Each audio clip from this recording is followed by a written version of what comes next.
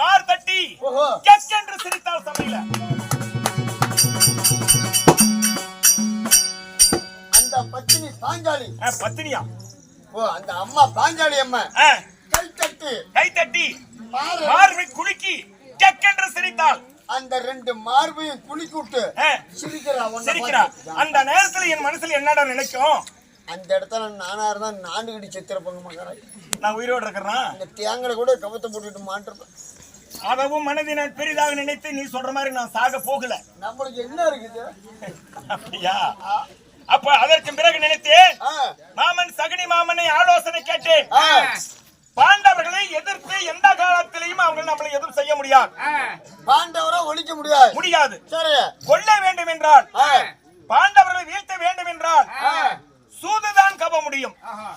சூது? ஆமா. சரி, சூது இருந்தால் பாண்டவர்களை நாட்டு விட்டு ஓட்டலாம். சரி, அப்படி என்று ஆலோசனை செய்தார். அதற்கு பிறகு என்ன செய்த தெரியுமா? எப்படி?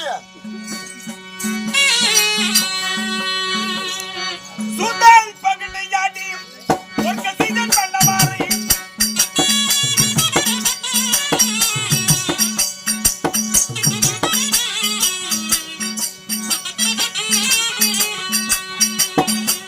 கையால் பகடையாடி கனகம் ஓட்டி வைத்தேன்.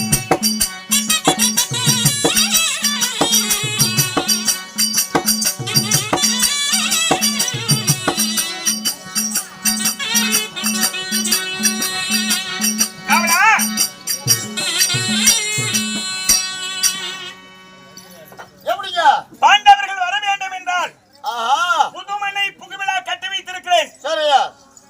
புதுமனை விழாவுக்கு வாருங்கள். ஓஹோ, பெரிய விழா. ஆமா, புதுமனை புது விழா. ஆமா, சரியா? வாருங்கள் என்று அழைப்புதல் கொடுத்தோம். நீங்க பாண்டவருக்கு? ஆமா, சரி. பாண்டவர்கள் வந்தார்கள். சமையல் அவதற்கு சற்று நேரம் இருக்கிறது.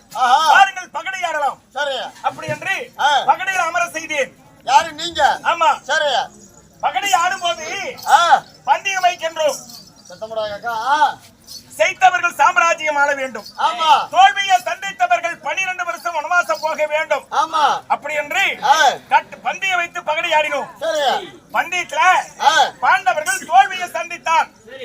பாண்டவர்? ஆமா. சரி. அப்போது நான் சொன்னேன், தோல்வியை சந்தித்தவர்கள் ஊரமா ஈராறு 12 வருஷம் ஓராண்டு அஞ்ஞாத வாசம் கழிக்க வேண்டும். பாண்டவர்களே கானகம் ஏகுங்கள். ஓ, இந்த கானகம் ஏறுங்க. எப்படி? அப்படி என்று கர்ணனான் காங்கையனான் இந்த கணத்த துரியோதனன், பீஷ்மரா பீஷ்மாச்சாரி விருது பெற்ற ராஜ மக்கள், துரோணரா துரோணாச்சாரியார் 99 ராஜ மக்கள், 50 பேர்களும் ஒன்றாக சேர்ந்து பாண்டவர்களே கானகம் ஏகுங்கள். பாண்டவர் காணங்க போங்க அப்படி என்று யாரு கட்டளையிடுகிறேன். நீங்க? ஆமா. நாடு இழந்தான், நகர் இழந்தான், 4 வகை சேனையை இழந்தான். சரியா? சொத்து இழந்தான், சுகம் இழந்தான், சொந்த சாம்ராஜ்யத்தை இழந்தான். சரியா? பாண்டவர்கள் 5 கை கட்டி மௌனம் சாதித்தான். ஓ, அந்த பெருத்த சபையில? ஆமா, கை கட்டி. ஆமா, மௌனமாக. ஆமா, அவங்க தான் தோல்வியாகி போச்சு. சரி. அந்த நேரத்தில் எனக்கு அந்த நினைப்பு வந்து விட்டது. தோல்வியை சந்தித்து கை கட்டி நிற்கும் போது பழைய நினைப்பு எனக்கு இப்ப வந்துடுச்சு. ஓஹோ, கால் நீட்டி போட்டுக்கிறேன். சத்தம் போடாத. பழைய ஞாபகம் இன்னும் உனக்கு இருக்குது? ஆமா, அந்த ஞாபகம் வந்துருச்சு. டேய், அந்த பாஞ்சாலி அன்னைக்கு நம்மள கேவலப்படுத்தினாலே, ஓஹோ, இன்னைக்கு இந்த சபையில அவளை கேவலப்படுத்தணும். அந்த பெருத்த சபையில? ஆமா.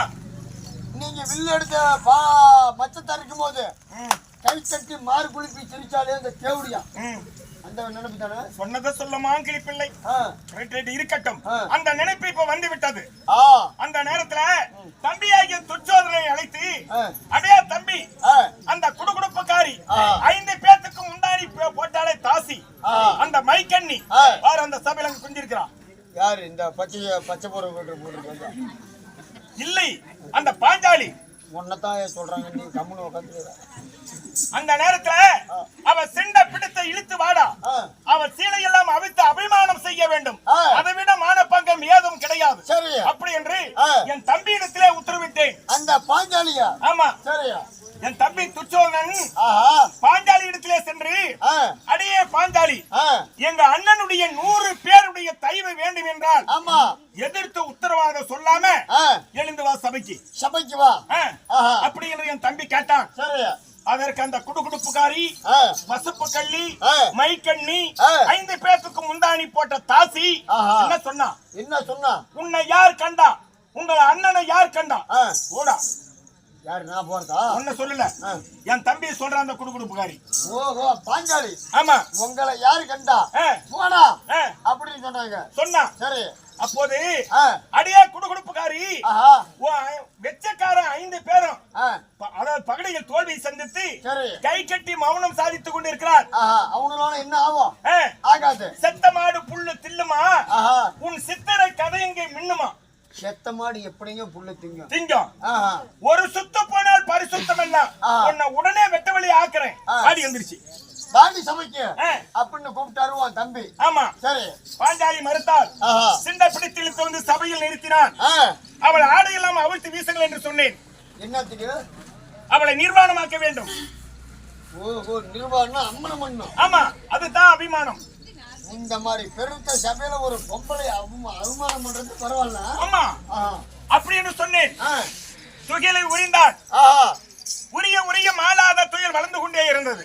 ஓஹோ சீலை வந்துகிட்டே இருக்குது. ஆமா சரி அந்த நேரத்துல பெரிய மலை போல் குவிந்தது துகிலு. அப்போது என் தம்பி கை சோர்ந்து மெய் சோர்ந்து சொல்றான். அண்ணா அண்ணா கடல் நீரை யாற்ற வைத்து வடித்து விடலாம். ஆமா பெரிய பாறாங்கல்லை எடுத்து வாயால் கடித்து தின்னு விடலாம். இவ துகிலை என்னால் உரிய முடியாது. இந்த பொம்பளுடைய சீலை என்னால உருவ முடியாது அப்படி என்ற பூமியில உணர்ந்தாரு. கை சோர்ந்தான் என் தம்பி. சரி என்று சொல்லி பாண்டவர்களை கானகம் ஓட்டி வைத்தேன். ஆனா அன்னைக்கும் பார்க்க முடியல. மாலாத துயில் வளர்ந்தது. அதை பார்க்கலாம் பார்க்க முடியல. டேய் நோண்டி நோண்டி என்ன கேட்காதரா சரியா. அதற்கு பிறகு பாண்டவர்கள் சென்று 11 வருஷம் முடிய போகிறது.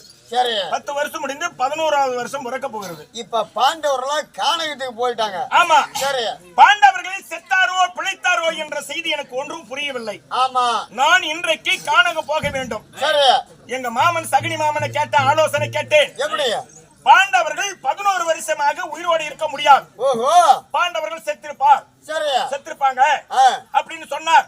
நான் பார்த்தேன் பங்காளி செத்திருந்தா அந்த தீட்டுக்கு கருமகாரி ஆர்டர் செய்யணும். பங்காளி தீட்டு பாதாள போனாலும் விடாதுன்னு சொல்றீங்க. எப்படி ஆமா பங்காளி செத்திருந்தா உனக்கு தாங்க காரியம் பண்ணணும். எனக்கா 105 வருஷத்தை வணங்காமுடி சேகரன் அரவக்கொடி வந்தன் இந்த அஸ்னாபுரத்துக்கே நான் தளபதியாக நினைத்துக் கொண்டிருக்கிறேன். எனக்கு நீ கருமகாரியமா அடே மகாராஜா பாண்டவருக்கு நீங்க தான் காரியம் பண்ணுங்க.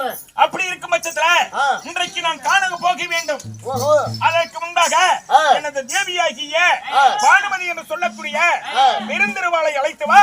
மற்ற விஷயம் பின்னால் பேசலாம். இப்போ உங்க மனைவி வேற இருக்குதுங்களா? மனைவி வேற எனக்கு மனைவி இருக்காதா? இன்னும் மட்டும் பேசுனீங்களா மகாராஜா? பொண்டாட்டிக்குன்னு ஒரு வாரம் சொன்னீங்களா? அவளை நான் மறக்கவே மாட்டேன். ஆமா ஆனா நல்லா இருக்கா?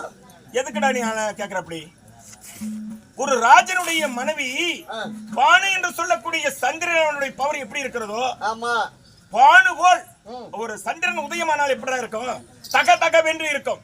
அப்படியே தக தக தக தக தக தக தகன்னு. ஆமா என் மனைவிக்கு பேர் பெருந்திருவாதான்.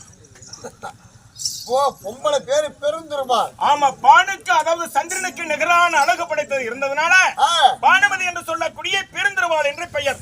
ஓஹோ உங்களுடைய மனைவி. ஆமா சரி அப்படி இருக்கும் பட்சத்துல ஓடி ஓடி சென்று பானுமதி என்று சொல்லக்கூடிய பெருந்திருவாளை அழைத்து வா.